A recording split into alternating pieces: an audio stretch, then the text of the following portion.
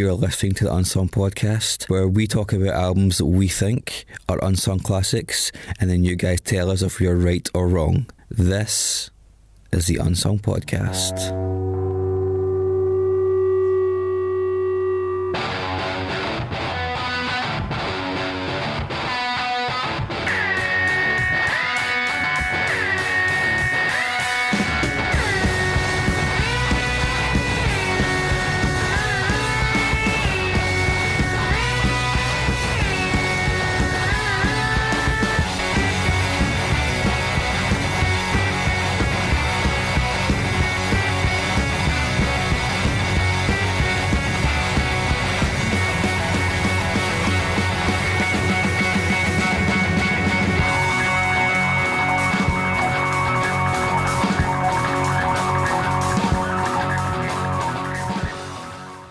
You're listening to the Unsung Podcast. The Unsung Podcast!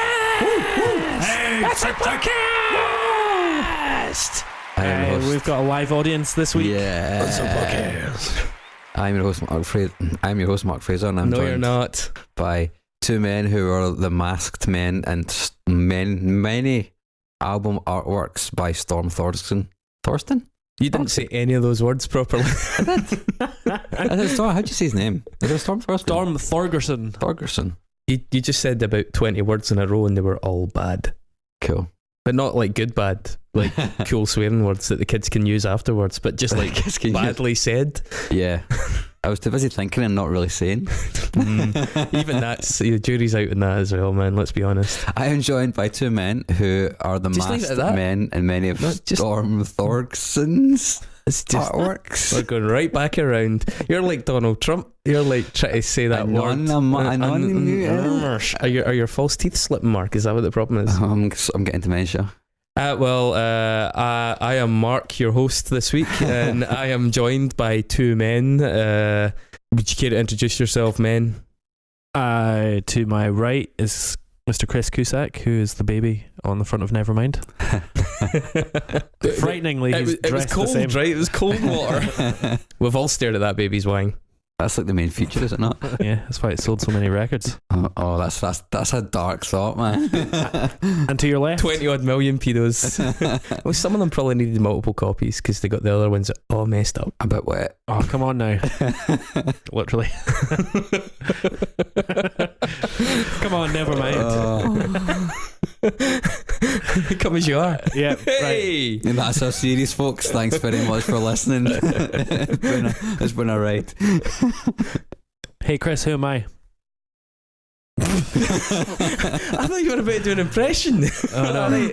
All right, okay, well, Oh no, it's fine. you're talking to the wrong person. I'm Mark. Oh yeah, that's Chris. And to my right No, is David John Weaver. Great. He exists. this is why you don't do this bit every week.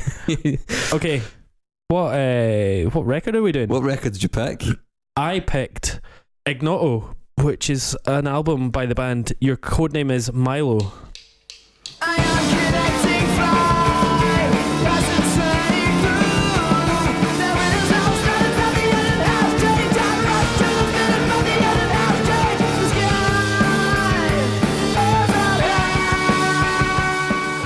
sky is a Which I believe is a reference to Catch-22, probably. Isn't it? No. Is the guy in Catch-22 not called Milo? Maybe not. But yeah. Thanks for that. You just looked at each other. What the fuck is he You're talking about the main guy. You're Syrian. Yeah, but is there not I'm pretty sure there's something in that, and I haven't read Catch-22 since high school, but I'm sure there's somebody called Milo in it. No, it's about Milo Yiannopoulos. Anyway, Ignoto is Italian for unknown. So That's much really like, clever. Yeah, there you are. But yeah, no, this is an album from 2005. Yourcodenameis Milo is a band from the How old were you in northeast of England. 2005? I would have been 18 going on 19 So it was David's birthday last week. Saturday. last Saturday. Yeah, Had a he's little still dance. recovering. I don't go out very often, but when I do, I truly go out. And we all went. Way the fuck out. But yeah, so this was like from that English rock music scene. that a lot of you Mhm. guys Second know. wave of Britrock. Yeah, and it was something What? that I don't know much about. I never really got into. I would say it's like the English kind of post-hardcore kind of boom in the mid 2000s, It's right? so catchy when you say it that way, Mark. I No, know. I'm Mark. I'm Clark. I'm Chris. You're Mark. as far as I'm aware, the first wave of Britrock was the Feeder, TerraVision, Reef, Three Colours Red, Bush. Bush. That kind of crew. Yeah, late 90s. Some of it was very slow. Some of it was quite fast. That's all really. That's That's why you guys tune in for No, but I mean, some of cutting it. insight. Incisive. I remember I really liked Three Colours Red when I was like 14 or something, Some and of then I listened to it recently, and it's dreadful. Really quite bad. I never It's liked not them. aged well. It was a movement also defined by the fact that some of it was quite loud and some of it was It was like kind of not- quiet as not well. quite as loud. Aye, but I just feel like a lot of it didn't have much to say Notes. about itself. If you want to think And- about that era of Britrock, the song you want to keep in mind, I guess, is Buck Rogers by Feeder.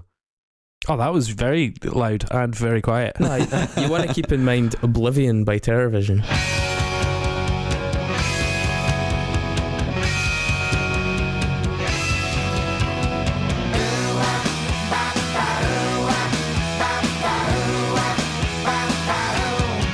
If other people in the world Or the Wild Hearts. The Wild Oh, yeah, I guess. Earth Mhm. to the Wild, Earth versus Wild Hearts, or fuck EHUQ. Pretty decent. First Three Colours Red. Stereophonics record. Stereophonics, yeah, back when they were the real deal. When they Yeah, were man. Oasis. tried Before they Oasis. sold out. Then the second wave, as far as I can tell, is like that kind of slightly more alternative version, which was like Ruben, Hell is for Heroes, 100 Reasons, Ocean Size were a bit more kind of under the radar.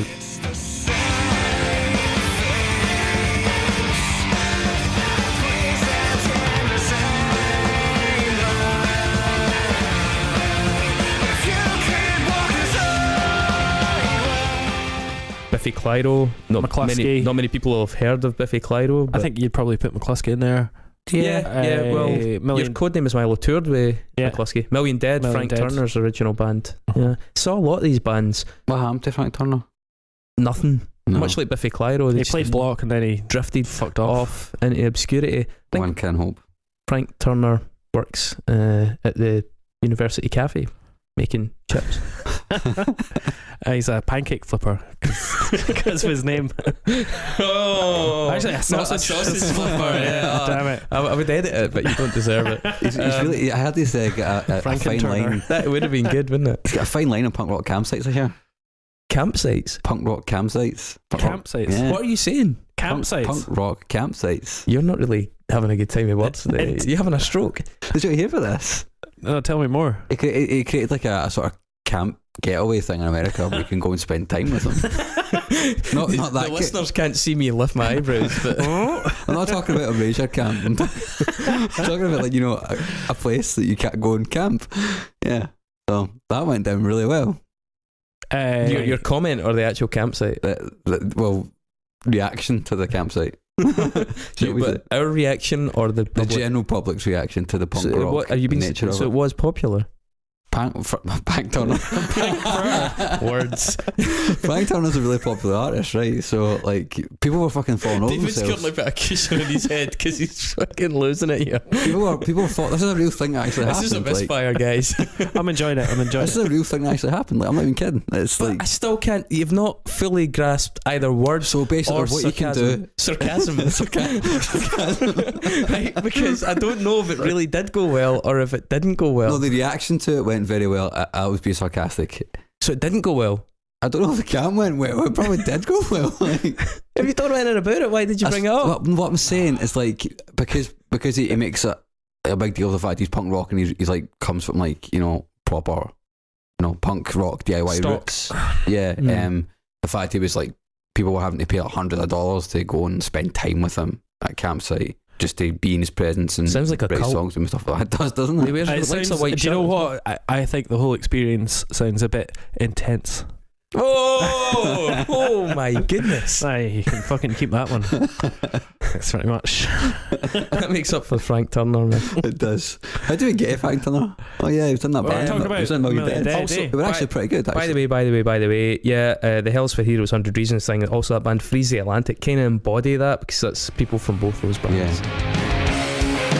Better to be wrong again than to believe in every little thing. She said, life chokes down barely breathe. I've Never heard mentioned them. Reef in that original wave of Reef, British. they were classic Yeah. Britrock. They were like, yeah. Oh, bless your Their cool skateboarding soundtrack talked me into buying my first mini disc player. I fucking miss having a mini disc player, man. It's so fucking cool. You're an idiot. It's great. Anyway, so Ignoto, which I didn't know means unknown, which is why that was so good. Thanks. So they released their first sort of mini album, All Roads to Fault, in 2004. It is the one that comes out your head.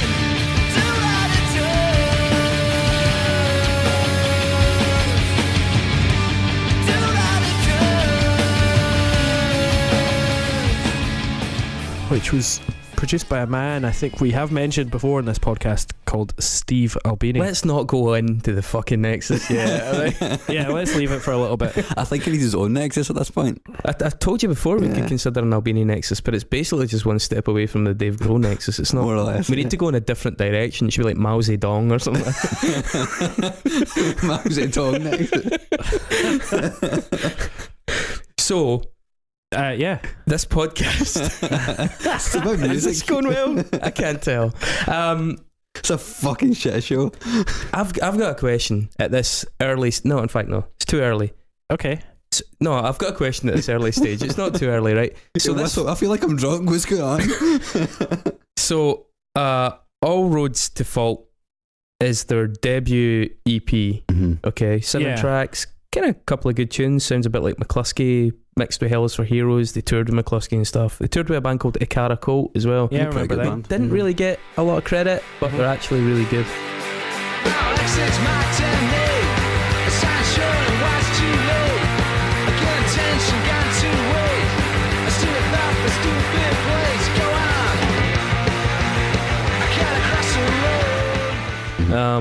And the title track's pretty good.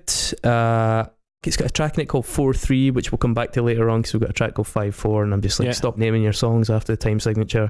The album that we're doing, Ignoto, was the debut album. That came the year after, right? It was produced by a guy called Mark Ellis, aka Flood, Yes. who we've spoken about in this show before, because Mr. aka Flood also worked with Smashing Pumpkins, Depeche Mode, Foals, Sigur Rós, The Killers, Ministry. 9 Inch Nails, Nine Inch Ministry, Nails. Gary Newman. Right, so here's my thing, right? And in interviews, Your Codenameis Milo were asked, oh, you know, you guys, before you signed to Polydor, I think it was, for the first 2 records, and then they moved to V2, is that right? Yeah. Before you signed to, you know, you didn't really do like a lot of shows. What was the thinking? And they were like, oh, because we didn't want to be one of those bands on the scene playing gigs, you know, it's so trite, whatever. How the fuck did a band travel to Chicago to record? I mean, Albini's not expensive, but the journey is expensive. What was going on with Your Codenameis Milo that their first EP Was on a major label. which most people record in the fucking Gorbals, their first EP was in Chicago on a major label with a fucking major name producer, and then their debut album was with a world famous producer of like top 10 albums, and they hadn't really toured that much. There's like that little conspiratorial part of me that is just like, how did this happen? Like, where did this come from? It doesn't seem like a particularly organic career trajectory. Am I reading too much into that? I had similar thoughts myself, I've got to be honest. Well, your man Paul Mullen had been in sort of bands before, but they'd just not done a huge amount. They'd supported like McCluskey and things like that. I couldn't find any big previous projects. Well, who knows? I don't know. I think maybe there is a deep, dark conspiracy to make Your Codenameis Milo the biggest band in the world. Maybe they just caught a lucky break that we don't know about. Maybe they met somebody in a pub who turned out to be on Polydor and said, maybe it was one of those things where a man or a woman went to a gig and said, I'm going to sign that band. You know, who the fuck knows? Not anymore. I'm sure you could, reel off some insane conspiracy theories about how it was all packaged to 26-year-old men with plaid shirts, and that we're going to wrap up that market. Is that an invitation? I can try and reel some off if you want. But also, I've got no fucking idea. So they record their debut EP with Steve Albini, and it was pretty good. But the mystery, and then they recorded the mystery deepens a little bit, because then they followed up their debut album, which we will talk about. They followed up their debut album with a record called Print is Dead Volume 1. In the press and in the interviews for their kind of interim period, it was almost like a running gag about, oh, you guys are like so proggy and weird, and you're never going to make a dent in the mainstream. You're too esoteric. You're the guys that fly under the radar. You're the guys on the periphery of all this music. You're never going to be that Biffy Clyro breakthrough or whatever. It's like almost like a running theme that they were somehow the outsiders, despite having done an EP with Steve Albini straight off the bat, an album with Flood straight off the bat, and then for this Print is Dead Volume 1, the people they collaborated with, David, do you care to rattle some of them off? Because some fucking big names in there, man. It's like, well, there's Gordon Mokes of Block Party, who was a friend of theirs, I think, because they ended up touring with him. Maximo Parker from that area, right? Yeah, so they're like pals with him on a music perspective. Get Cape, Wear Cape Fly, who's a nice young man. Ruben, who I'd imagine they'd played with. Yeah, Field Music, who's also from that northeast area. Martin Gretsch, who's like sort of interesting young musician from around that time. The Automatic, Automatic, and they were both from that area, weren't they? Yeah, so Lethal Bizzle, and then Lethal Bizzle, who was really interesting grime artist at the time. Yeah, but Martin Gretsch and Lethal Bizzle are kind of two that really stand out. Tom Vex in there as well. How does a band that's on the periphery of like an alternative rock scene end up hooking up with them for a second album, having done it? Like, I just don't really get. Like, it seems like it said that they started emailing people that they liked, and that's who they got. It's really weird. They earned a bit of cultural cachet because that album had gone well and been critically well received, but not sold many. Mm-hmm. Yeah, I mean, one of the interviews starts off with a guy making a joke to them about, your album was great, you sold 37 copies, but all the people in bands that heard it seem to have liked it. I don't get it. Like, I don't hate them by any means. I just think there's something really odd about the beginning of this. That's 2 years from their first release. I think this was like mid-2000s fucking MySpace, doing internet stuff, and they had this idea, Print is Dead Volume 1, a collaboration where they were going to do weird alt-rock, post-hardcore indie, but with other things. And that's the sort of thing that, like, if like a manager just gets an email from a band that's had a fucking 4-star or 5-star review in the NME, then they'll go, fuck it, I'm going to send my artist up there for half an hour, for half a day. That doesn't happen. In 2005, it fucking did. It would be like, what's in it for me? Is this band got big exposure? No, it would. No, I remember around the time that Print is Dead coming out, and the Lethal Bizzle collaboration was a big one, because it was like, oh, grime is this cool thing, and then they're doing this. Exactly. So what was in it for Lethal Bizzle? Unless because I think they thought Your Codenameis Milo were going to be big. That's my point. But I don't think from any like weird agenda. People thought, oh, they seem like bright guys that are making really cool, interesting music, and that first record is really well produced, and like they just had a bit of a buzz about them. I think you're affording a very charitable disposition to the kind of music managers that will send their artist. I mean, most music managers won't even let their artist answer a Skype interview, let alone send them up to the north of England to record something that's unrehearsed, that they don't know what it's going to sound like. I mean, there has to be some incentivization. I think the manager of Get Cape, Wear Cape Fly in 2005 would have afforded him a day. It's not like you're sending fucking Madonna. But these people are touring, Aberdeen. Man. These people don't have a lot of free time. That is the thing. And a lot of those people were like friends of the band and local friends. The ones, so you get those guys on board first, and then you say, "Hey, we're doing this really cool Volume 1 collaboration album. We've already got fucking Maximo Park, Get Cape, Wear Cape Fly, Ruben, Field Music. We'd really love a sort of somebody like Lethal Bizzle to come up." That's an appealing thing, I think. Don't forget, Lethal Bizzle did the song with Gallows as well. Yeah, but you could count, but Gallows were ramming the Academy and stuff like that. It's like, it makes a bit more sense that way. Maybe you're right, man. The joke's on them though, because the album's fucking pish. It's not that good. Yeah, I know. Yeah, There's a couple of tracks in it that are kind of like worth listening to. That song, I think the one with Mokes, Wait a Minute, the guy from Block Party, that one's pretty decent.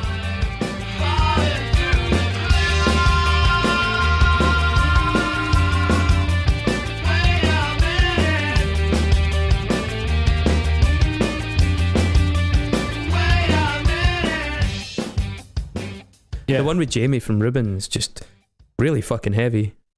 Captain of Lies. Yeah.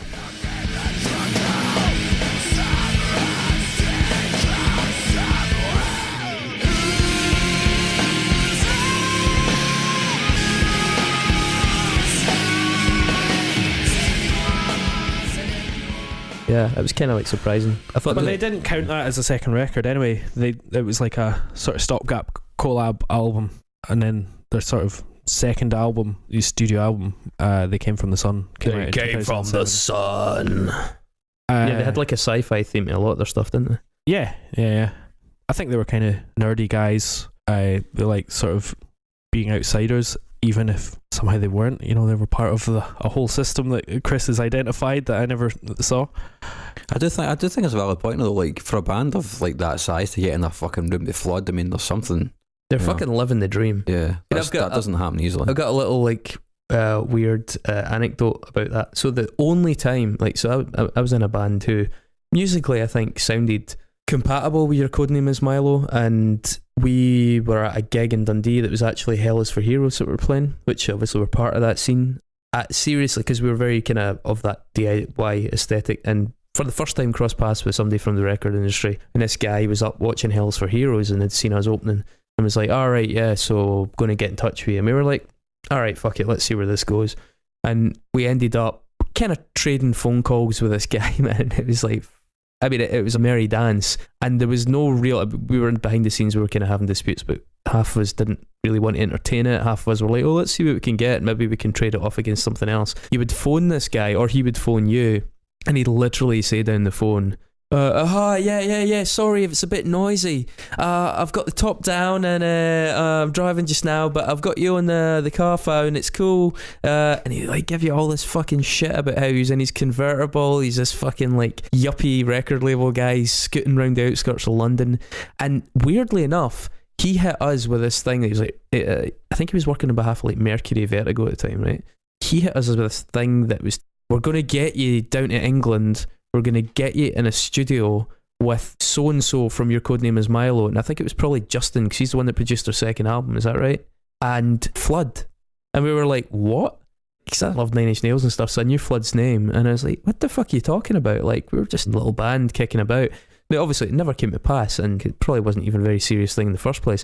But yeah, maybe there was just a bit of a feeding frenzy around that style at the time. I mean, the Automatic probably sold a fair few records. Yeah, exactly. And I think money got pumped into bands like Hell Is For Heroes. The thing is, though, man, there wasn't a lot of money at that point. I mean, the money that was getting pumped was a trickle compared to what it had been. But they're all major labels though, like Hell Is For Heroes major label. Yeah, but by that point, the fucking like it was like that 2003 to 2005 flip in revenue where it was like 19% drop or something like that. But I think they were looking across to the States, and they were seeing, you know, rock music could still be huge, but how are we going to do it? When was Vex Red? Was that Vex same time? Red was like 2001, 2002, I think. And yeah, because they won a competition in Kerrang, I think, to send in their EP to get recorded by Ross Robinson. Did your band do that as well? Obviously. didn't get to record Ross Robinson. I fucking loved to heard you do a Ross Robinson record. That would have been a treat. We didn't need a drummer, but 100 Reasons were on a major label for 3 records. Yeah, 100 Reasons, and then that whole sort of Welsh post-hardcore thing kicked off as well. Yeah, that's right. With Funeral for a Friend and I kind of another band that begins with L. Yeah, that has a member in jail. Yep. Lost so reputations. I had a bit of a thing for 100 Reasons. I would say, I love that band. The first record is great. Early on, man, they were a fucking great band. I saw them at Cavan at QMU as well. But they actually, for anybody that's casually wondering who the fuck are 100 Reasons, their best tune is an obscure B-side called Formula 1 that was on one of their early singles. And they put out a lot of half-decent records, but fuck me, that B-side is a killer track.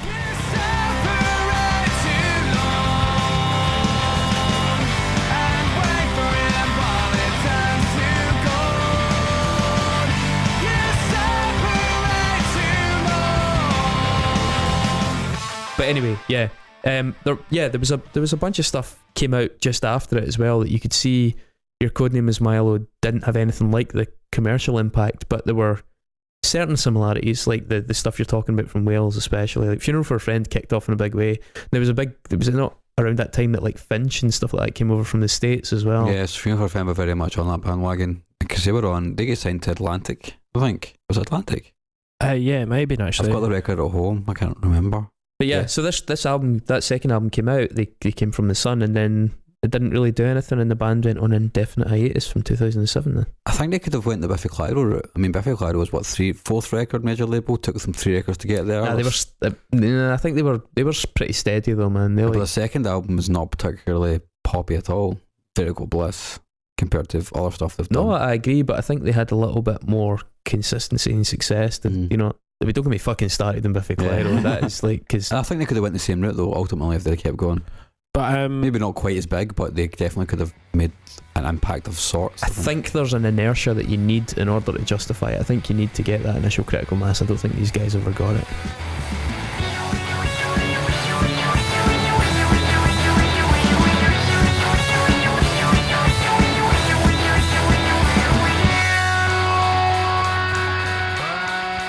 Hi, thanks for listening to our podcast. Sorry to interrupt.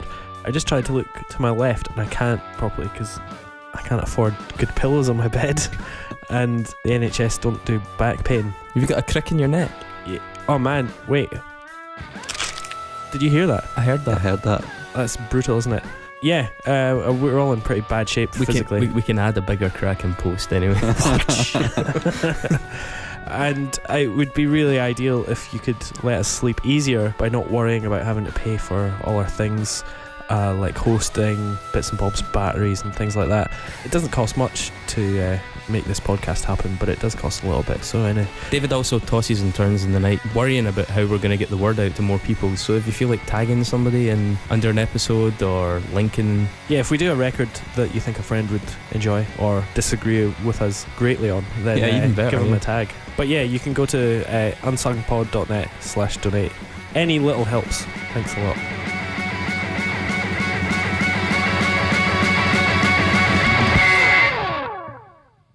But Paul Mullen, who was the sort of lead songwriter in Your Codename is Milo, or at least focal point on stage, he did go on to join The Automatic, which was a weird one.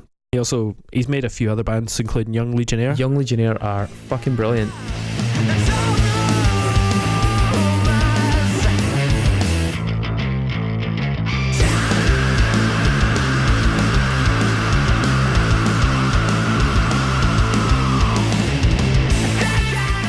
I had them on when you guys arrived earlier on, and that's a band I've listened to with a lot more enthusiasm than I ever listened to Your Codename is Milo. Their first record's an album called Crisis Works from 2011. They only did 2 albums and then an EP called Reconomics. Crisis Works got a track called Twin Victory. It starts with, it's a bit like the Bronx, but through a sort of more emo-y filter. It's fucking excellent. There's a tune called Black Lions that really recalls Your Codename is Milo, and then there's a tune called These Arms, which is, I think, what Your Codename is Milo were probably aspiring to in terms of trying to find a combination between commerciality and alternative credentials, and that song These Arms is a fucking really good distillation of that.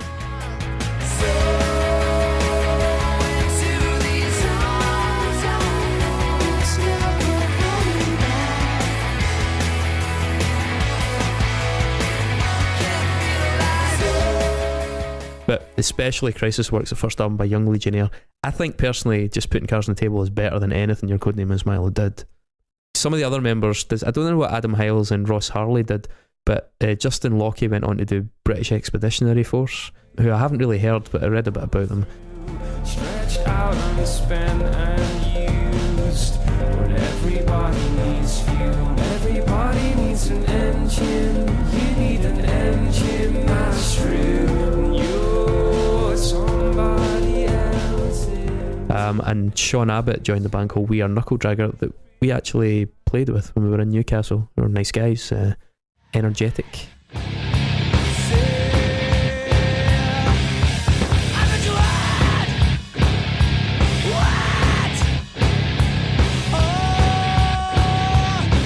Turns out you're no I went on the road with Young Legionnaire one time because they supported Dan and Anna Aykroyd on a little UK tour, and I went with Bronto Skylift, Glasgow's very own. I enjoyed Young Legionnaire, but I just don't think, for me, they just didn't have the depth that Yourcodenameis Milo had, particularly on Ignoto. Really good live band. They had some really fucking good riffs. The production, Young Legionnaire, is superb. The production in terms of clarity and making it all sound loud, thick. It's really thick. But for me, the production on Ignoto is what makes it stand out, and a lot of it is because it deliberately sounds muddy. You know, they do weird things with the panning, with the frequencies. I thought it was my headphones at first when I started listening to it. I was like, this sounds like there's something wrong here. Yeah. That's a rave review right off the bat.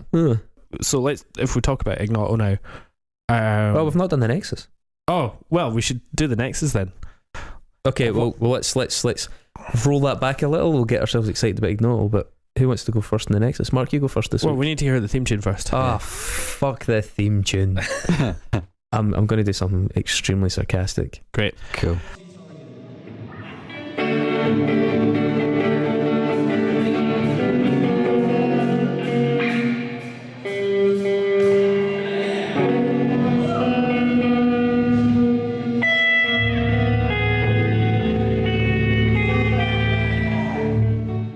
Well, that was really beautiful and heartfelt. Thanks.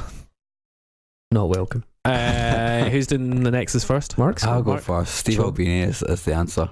There you go. It's just so much effort that he puts in. I like how he's getting to the point where it's not even a full sentence. Chris? Aye, why not? So Yourcodenameis Milo is our band.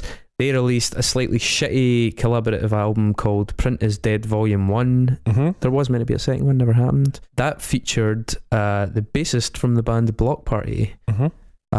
The band Block Party performed on the Jimmy Kimmel Show in the United States. I believe they actually released some of the tracks as well. Also appearing on the Jimmy Kimmel Show were an American act known as Weezer. Dave Weezer. On the same night? Not on the same night. Well, that's pretty vague, isn't it? Well, fucking Mark was going to say, they were on the same record label. Give me a break, man. Well, okay, so the guys for Block Party spoke to Jimmy Kimmel, and then Jimmy Kimmel also knows the guys for Weezer. How about that then? Yeah, that's fine. Weezer also, the most recent performance in Jimmy Kimmel was doing that cover of Africa by Toto. That, Jesus. Went kind of viral. He turned to me as if to say, hurry boy, it's waiting there for you. It's gonna take a lot to drag me away. And then Toto covered Hashpipe. Hashpipe, yeah. I can't love my business if I can't get a trick. Down on Santa Monica where tricks are for kids. Oh, come on and kick me. Weezer, for the rather excellent track Keep Fishing, that we played at the club night, appeared alongside the Muppets. And as part of a recent season of the Muppets, Dave Grohl showed up in one of the episodes. Alright, so also on Yourcodenameis Milo's collaboration album, Print is Dead, track 9, Ordinary Day, featured Lethal, Bizzle, Grime, Artiste. In 2012, Lethal Bizzle started a successful t-shirt business along with footballer Emmanuel Frimpong. He used to play for Arsenal, and it featured the catchphrase "Dench" on the t-shirt, and that got a bit of viral stuff, and a lot of people were saying "Dench" is a thing. What does it mean? Who knows? It's totally Dench. But there's a video that exists of Lethal Bizzle and Judi Dench together rapping. Yes, Stay Dench is she said Stay Dench, whatever that means. Anyway, Judi Dench obviously appeared as M in the James Bond franchise, including The World Is Not Enough 1999 featuring Pierce Brosnan. The title song The World Is Not Enough was performed by Garbage featuring Mr. Butch Vig, who of course recorded a band called Nirvana. Well, there you are. That's true. I went through Lethal Bizzle and Judi Dench. Plays out.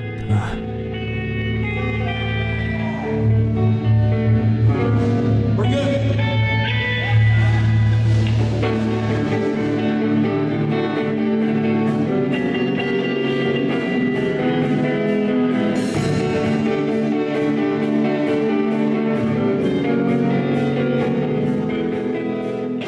Alright, so let's talk about this album. First song, I Am Connecting Flight. What's that all about? Opening gambit, shots fired.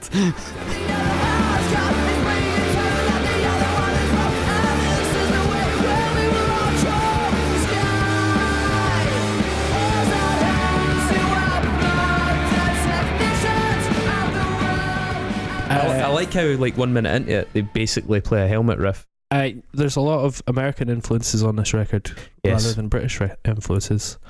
It's distinctly British though as a record, man. Yeah, It's that's like, it. the That's vocal what I think style they is managed to very do. British. The vocal, I really like the vocals on this record. I think the vocals are just clear and floaty and melancholy and aggressive at the same time Emo. throughout.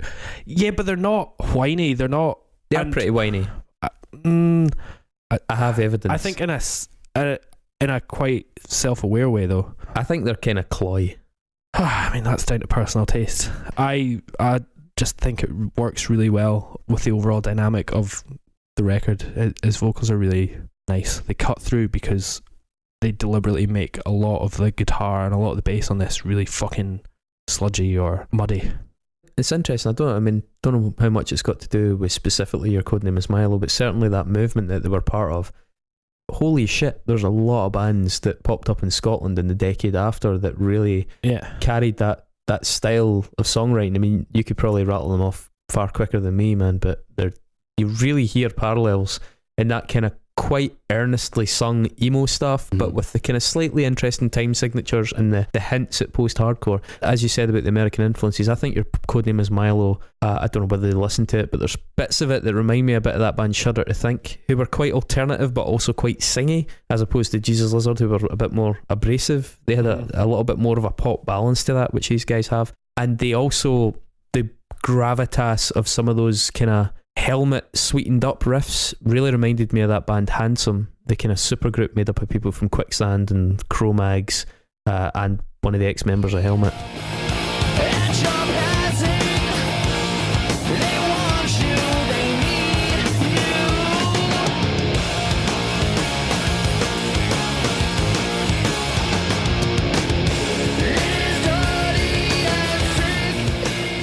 And their kind of eponymous album Handsome, which is actually a pretty good record, albeit a little bit stodgy and a little bit overwrought.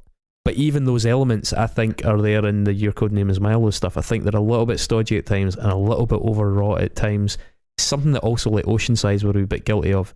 But that's not to say that they don't have moments that work really, really well. I just think they didn't have a particularly great ability to dial it back. I think some of the lyrics, for example, really compound that as well. We can go through it track by track, but I agree about the American influences. I just think it's so interesting that they were part of a movement that so heavily influenced the stuff that you and I were putting on for so long. Funnily enough, I think like his vocals though, his accent is British, but I think his intonation is more like At the Drive-In, like Mars Volta, like even fucking, like even more Blood singing Brothers. Track that second tune at 17, I think, is a much better coming together of those factors. I think it's a kind of stronger song. It does hint at being a pop. I think track one, I Am Connecting Flight, is to me it's like it just comes in as it's like we're a fast Britrock band, we can do this. It's like a sort of raucous cult arms. But then 17, by the time it gets to the end, it's got those frantic drums but sort of floaty vocals, and it builds up and builds up.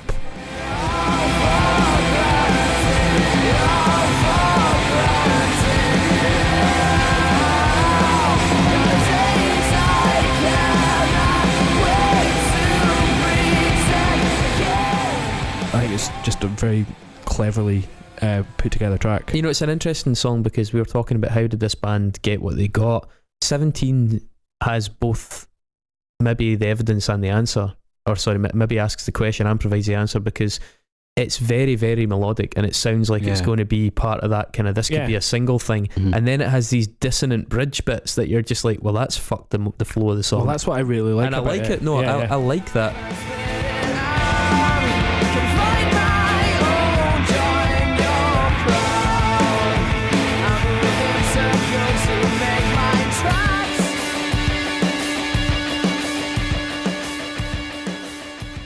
But I can imagine the A&R guys tearing their hair out going, yeah, absolutely. Guys, and that's something that I really like in this record, is I think that he finds really interesting vocal melodies that stay with you after a few listens, and you go back to, you find yourself humming. But then when you listen to the record, it's not easy at all. The album like toys with a little bit and doesn't do what you expect it to do. I really like that phrase. You go back and you find yourself humming. You find yourself humming. It's like, oh, for fuck's sake.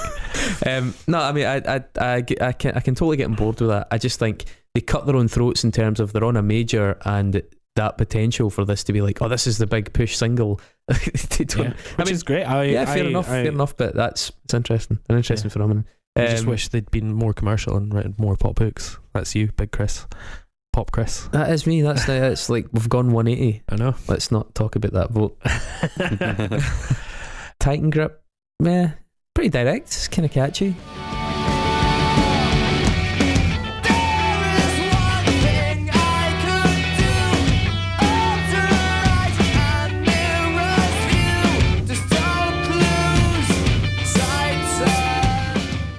Yeah, I think it would be really good. I never saw them live. I really wish I'd saw them. I saw them live.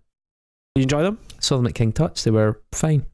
Like so many of their peers, Hell's for Heroes, fine. Couldn't really do it live. Singer kind of burnt himself out after the first few songs almost every time. 100 Reasons, pretty good live. Probably the best of the lot. Ribbon were good fun live actually, because they were dead sort of basic and chunky. But they were okay live, man. I think track 4's interesting because you see Flood's influence in it. It's got that more industrial intro, and it's generally a more industrial vibe.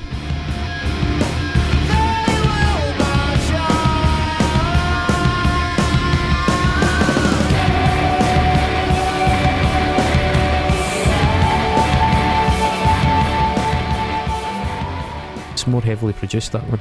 Yeah, it gets that sort of really sort of claustrophobic feeling down, I think. It was a single. Yeah, and then Steve. Weird choice for a single. Steve, also a Steve, single. I think is totally meandering, man. I really like it. I like how it's sort of off kilter, but it's driving at the same time, and then it sort of breaks down to this sort of. The vocals are quite fragile at the end, and it's one. I wasn't expecting that. Yeah, it's one that kind of confirmed sort of my worst preconceptions about what they were going to do. I have to admit, it didn't do anything to help my enjoyment of the album. That's just me. Cool. And Team Radar. Team I really Radar fucking love this song. Totally throwaway. I really fucking love it. It's I think like it just builds. Then it's quiet, comes back in the nick of time. I think it's just a really fucking satisfying track. I thought it was like a really uncharismatic version of Fuck This Band by McCluskey.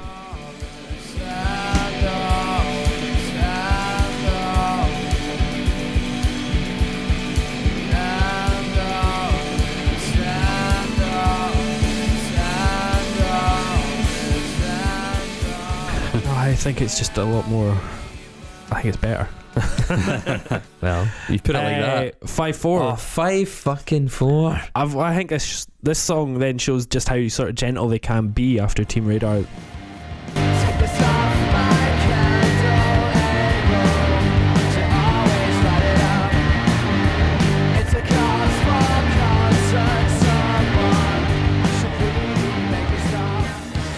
Same time, it's sort of like expansive. It's quite urgent, and then by the end, it's got a big fucking post-rock ending. It's got a really good riff. Really, really nice.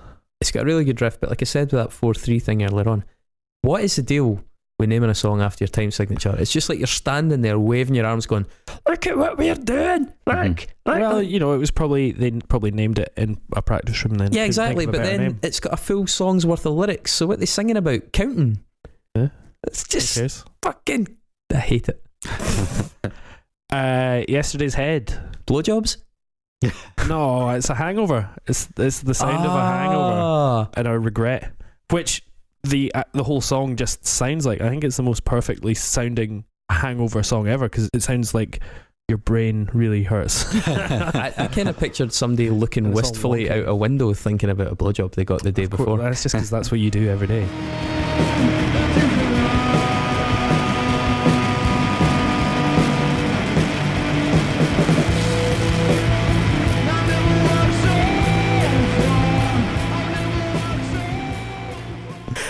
I kind of feel that the album sort of lags there a wee bit, man. I didn't really dig that tune, other than that I found the name kind of funny. I'm not so sure. Again, a bit like Steve, that it helps with the pacing of the album. Well, I think it really does. I think the opposite. And I think Empty Feet the dynamics are really great. You know, they cut out frequencies, the rhythms are doing things that you're not expecting. And I almost stood out, just a face in the crowd. I think this band, if they hadn't worked with such an experienced producer at such an early stage in their career, could have just come out with a really straightforward Britrock album. But I think what they've come out with, and like I can tell that for the two of you, you've only had a few days listening to this album. I mean, don't get me wrong, man. I used to listen to them. Yeah, but I left it behind. It isn't music. I go back to this album all the time because their melodies and the production really makes it stand out, because it doesn't sound like a lot else to me. I mean, I think this tune to me felt really predictable and really Empty Feet.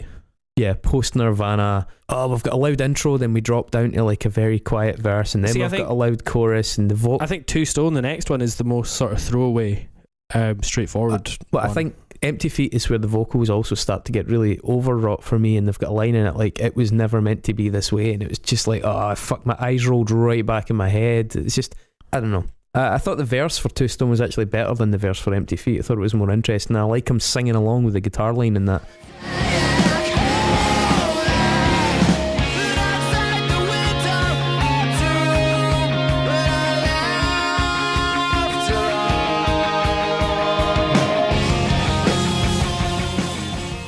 Because it's a little bit weird and unsettling, but then the chorus just is a complete anticlimax. It just is a total non-event, the chorus in that song. It's like they didn't write one. They were like, right, the album's got to be out, so let's just do this. I just didn't get it at all. And The General, I thought, sounds like a B-side. Oh, The General's an absolute fucking beast. What the fuck are you talking about? I think that's the best track on the album. I think it's the best song on the record as well. All right.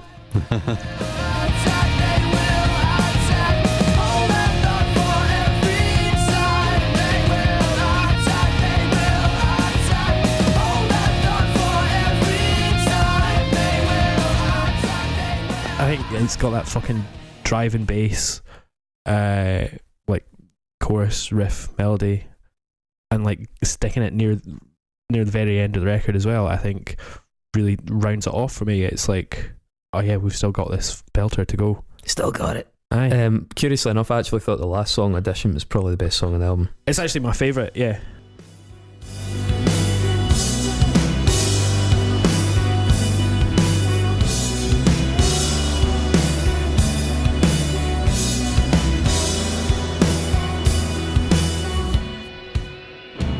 Yeah, really interesting. Starts off so quiet. It's got a little bit of that kind of what's this, like Afghanistan we were talking about in the Botch episode, that kind of weird, creepy, very paced, mature sort of build up thing. Yeah. I liked it. It does get pretty stodgy as well, singing about angels, man. Any song that sings about angels. No, but the whole point of it is like the lyrics on this define the record, because it's dark and it could veer into cliche, but it doesn't take itself too seriously, because it's the angels would look down, but you're too fucking tall.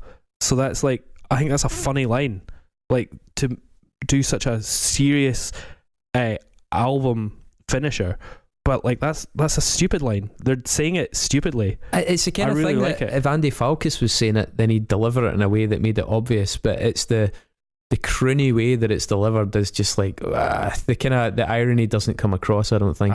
I get the irony on this album.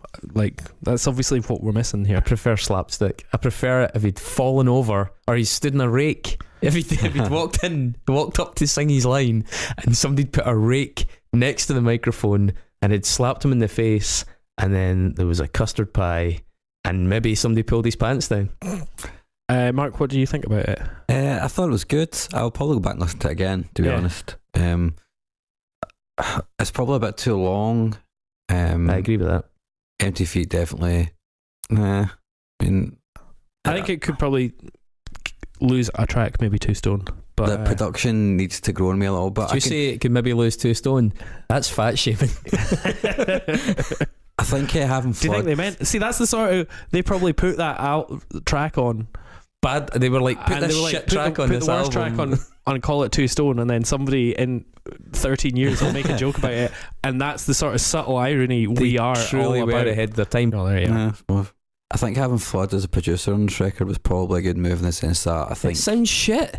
it does sound shit, but I also think What's the point in getting a fucking super famous producer from LA that it sounds shit? It's not just It about doesn't that though. sound It's like shit. It deliberately sounds shit. No, there's a difference. Like they make. I think it sounds fucking brilliant. All right, I lads, lo- we've flown this guy in from LA. He's No, going to he- make this sound he so does- shit. I It's think going to he be fucking amazing. nails the sound of this record, because for me, like, I go back to this album all the time because of how it feels. And I think it's a really fucking warm, weirdly impersonal, but like, I don't know. I Shit. really like this record. I really like this That's record. the most Maybe it's like a Postmodern thing you ever said. yeah. Maybe it's like a. I It don't know. sounds brilliantly shit. It's like we brought in this really fucking famous producer. No, it just doesn't sound like It's anything else. It doesn't sound like a fucking, super scoop, super clear, super high Good. fucking frequency. like the way as though it had a multi-million-dollar producer on it. It doesn't sound No, like but that. what he's done is he's taken things back and stripped it down, and it sounds great. there's also the sense that like Wait a minute, what is the point of that? Why didn't they just record it and make it sound shit without because him? they could have just put it into a local who might have thing accidentally who might made it have- sound good. But it. And he'd have been like, you've made our fucking album sound good. That's not what we wanted. We need to get Flood in here to remix this. It doesn't sound. There's a difference between sounding clear and sounding good. This album sounds fucking great because it's muddy, because there's weird things happening on it. You concurred with the word shit. Yeah, but shit in a different way. Like a Michael Like Jackson. not shit in an opinion. Shit in a not a sounds like recorded in a conventional, bedroom. not conventionally beautiful. All right, this is not a conventionally beautiful album. This is a It's overweight, clearly. We've yeah. already This is an identified that. overweight album with weird hair and a crap nose, but it's all the better for it. I think having Somebody like Flood was probably instrumental in shaping how they The cost of it, you're right. got like there's a lot of ideas in this record which would probably need quite a lot of, I would imagine, arranging. You never really know if a band on a first record's ever going to nail that or not. So I think Flood probably helped quite a lot with that, because he's got quite a good track record of being really good at helping bands like arrange their records in really interesting, dynamic ways. I think Flood probably looks back at this record and goes, fuck's sake, I made a bit of a mess of the album. I really hope people don't hear it. And then it sold quite badly, so he was like, thank fuck for that. I really like this album. It's the one that I go back to from that bunch of records that came out from Britain in the sort of mid 2000s. I listen to this more than I listen to 100 Reasons, more than Hell's for Heroes, more than I do agree. Ocean Size. And I think it's progressive. I think it's got a really identified sound. I think it's got a subtle ironic humour to it that you might not get, Chris, because It's you're all totally about over my head. slapstick. I couldn't make it out. It was so brilliantly Yeah. muffled. Mm-hmm. And there's so many bits on this record that hum. I agree. That I hum. I just fuck, and I don't think nobody fucking listens to this album. It's like the top track on Spotify has only got like 31,000 listens. It's really. And that's all Flood at him trying to punish Yeah, himself. exactly. I agree with the other ones, because I think what those other bands, the mistake they made was bringing out albums that sounded good. And I think Yourcodenameis, Milo, you better. I think it lasts. For me, I go back to Ideas Above Our Station of all the records from Yeah. that era. Yeah, it's not close to that. Yeah, but that Ideas Above Our Station is an album that so many of our peers fucking loved and went back to see, the 10-year anniversary one or whatever, and everybody you talk to loves 100 Reasons, and they're like, oh, I saw 100 Reasons at Barlands. You talk about Yourcodenameis Milo, and there's a very few select people that go, that fucking record is amazing, and then a lot of people go, I don't know, Including they are. Flood. including Flood. So I think this is a truly unsung record, because I think it's fucking great, and of that movement, I believe that it was didn't nearly receive the praise or sales that it should have got. I think they're a decent band that had some really good ideas, but that their music was pretty hammy, and that it could have done with better moments of writing. I think the album was not particularly well produced, despite its fucking amazing production credentials, and I think the whole thing fell short of what it should have been. I think this album is perfect. So fuck off. Well, let's entrench as far out. Like, I think this is the worst I fucking think this thing is I've the ever heard. best This is album that's ever been literally recorded. what about you, Mark? it's fine. I'll be in the middle. It's fine. No, I think it's just not as good as 100 Reasons for me. So I'm sorry. We're talking about like era music. This and Hells for Heroes, which I don't even think. Hells for Heroes didn't really have a good album. I don't even think Neon Handshake. I think the Neon Handshake's half a good album. I don't Neon think Handshake had some really good tracks on yeah, it. it's Yeah. half a good record. Easily, the rest of it's just clearly But I filler. don't think Hells for Heroes were nearly as good a band in terms of. They were real underachievers. I think they showed a lot of promise and then just fucked it. They had some really good riffs, whereas this is a really good album. Well, the public can decide for us, Yeah. as they always do. Great. If your code name is Milo should go into discography, please let your vote be known. Go onto our Facebook and also maybe tag any other people that you think might want to do a vote or listen to the episode. And if you know anybody in the band, tag them too. What are we listening to next week? I'm going to take a wee swing out of left field next week. I want us to do LaRue's second album. Pat Benatar. Let's not talk about that. No, I'd like to do the album Who Kill by Tuneyards. Oh, okay. Yeah, fine. Cool. I can talk about that. Great. Didn't see that one coming, did you? No. In your face, listeners. All right, thanks. Bye. Thanks, guys. Bye.